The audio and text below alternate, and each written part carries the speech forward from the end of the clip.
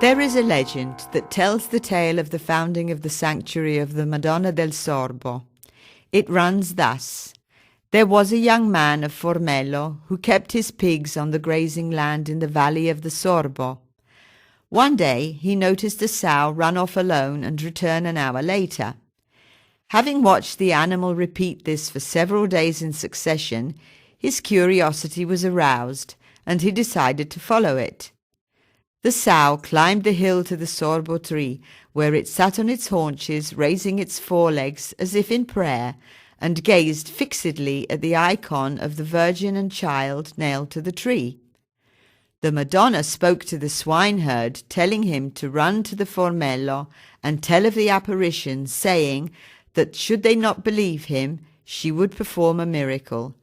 And so it was that when no one believed him, the swineherd thrust his mutilated arm into his pocket and drew it out complete with hand.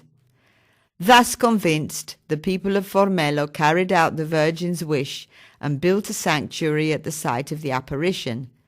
They kept the sorbo tree with the icon of the Madonna that had spoken to the swineherd as it stood, building the church around it. The new church became a place of pilgrimage. A more prosaic version of the tale recounts that in the 10th century there was a castle on this spot which had within its walls a chapel dedicated to the Madonna. In 1427, Cardinal Giordano Orsini of the noble family of the Orsini became lord of the territory. He conceded the ruins of the castle to an order of Carmelites and allowed them to build a convent with a church to be erected on the site of the ancient church and dedicated to the Virgin. This is the building that we see today.